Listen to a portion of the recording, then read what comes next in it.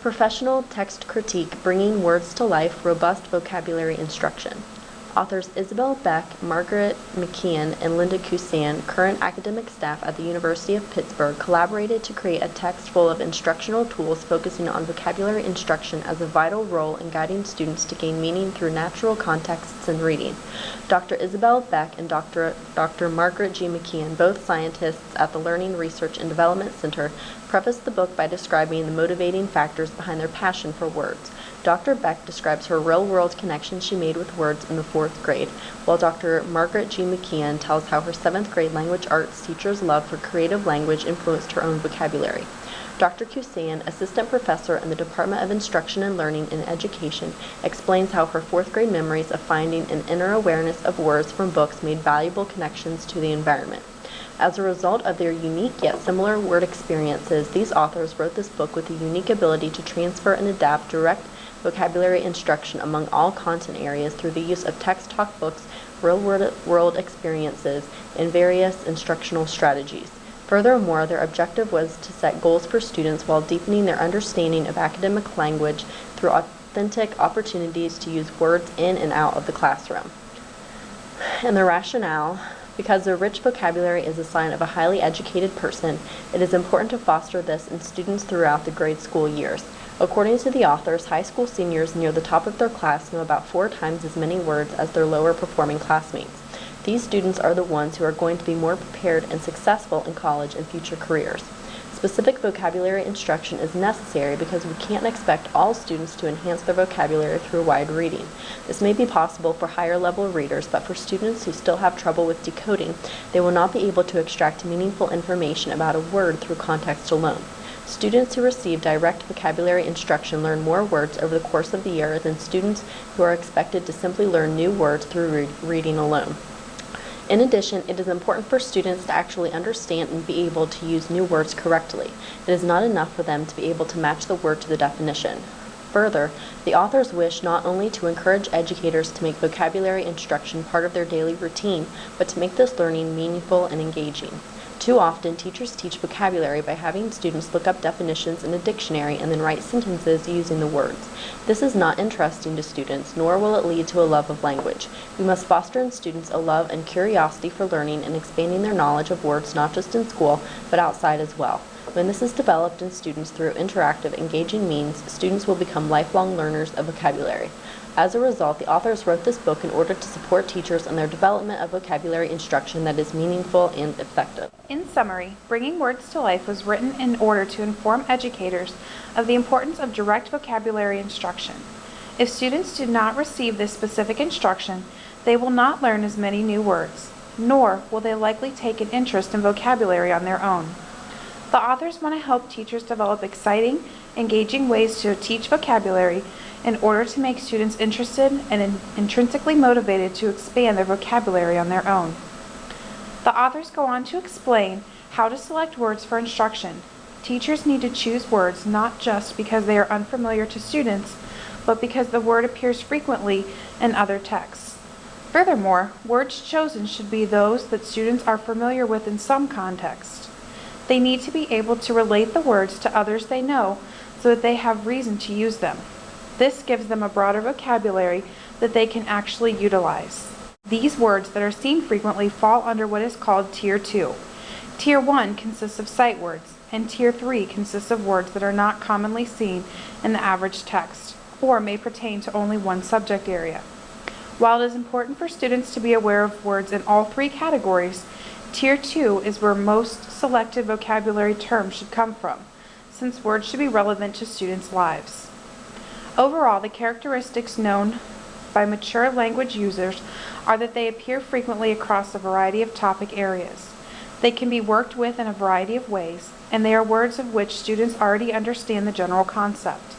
If they don't already have some background knowledge of the category under which a word falls, then students will not be able to find a reason to use the word, and they will have trouble utilizing the word properly. The authors then discuss how this vocabulary should be introduced to students.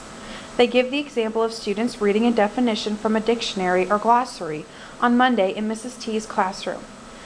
They then look again at this classroom on Thursday when Mrs. T asks for the definition of one of the words presented on Monday. The class has no idea and just stares at each other. This is typical in many classrooms in America, and the authors stress that this is not the best way for vocabulary to be introduced. Students do not retain the meaning of words when they just read or copy the definition out of a dictionary. The authors state that just providing information, even rich, meaningful explanations, will not result in deep or sustained knowledge of a word. For this reason, the authors feel that vocabulary cannot just be presented specifically from a dictionary. One of the main stresses is in making defining words student-friendly. Dictionary definitions are not student-friendly because the writers of dictionaries, for space reasons, need to shorten definitions. Due to this, definitions are often vague and can be easily misinterpreted. That is why good educators will develop student-friendly definitions for words being presented. They will also try and explain the meaning of words in everyday language and put it in the context of everyday life. They will also model, though sparingly, how to use context clues surrounding unknown vocabulary to figure out those words. The authors stress to use this type of modeling minimally because the students aren't engaged in instruction. For younger children, the authors suggest that vocabulary be presented from short stories they are reading, not through longer texts. They recommend that 3 words be chosen as a vocabulary focus because the students could become overwhelmed if too many are presented. The context that the word was used in within the story should be presented to the students as a familiar reference. Once the word has been presented, the students need to say the word to make a phonological representation. Then, the meaning of the word needs to be explained. After the word and its meaning have been presented, the teacher and students need to use the word in another context. This helps reinforce the meaning of the word and gauges the student's understanding of the word. There are several examples of what this could look like in the classroom, but they all follow the same basic steps to help increase student vocabulary. The authors also suggest incorporating the vocabulary words into writing.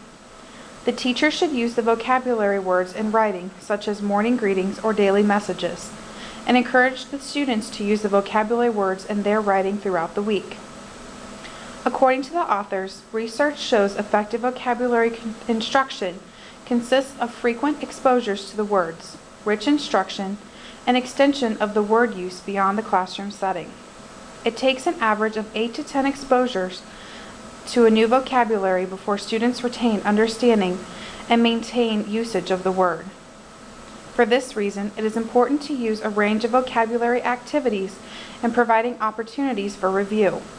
It is also suggested that vocabulary words have been previously introduced also be reviewed. Students should be given multiple opportunities to experience new vocabulary words beyond simply learning definitions. Vocabulary instruction is more effective when students are encouraged to think about word meanings and are able to make associations among them. Extensions beyond the classroom is also important because it gives students a purpose for learning by enabling them to see how it connects to the real world. Students should be encouraged to look for the words they are learning in non-school settings. This can strengthen their understanding of new vocabulary words, as well as help maintain high interest levels in learning new words. The authors demonstrate how teachers can provide their students with a rich verbal environment both in the classroom and in their community. Through connections with real-world experiences and interactions with students, the teacher can facilitate discussions about word meanings. Techniques and resources are used in incorporating verbal and written language as an active part of students' lives by motivating and engaging student learning. In Appendices A and B, there are voluminous lists of picture books with the key vocabulary words that explore a range of genres. The text talk books focus more on targeting specific vocabulary within grades kindergarten through 2nd grade, while the lively verbal environment books dive into word histories, multiple meaning words, and types of words. Therefore, teachers are provided with the resources to entice students to develop a curiosity with words themselves.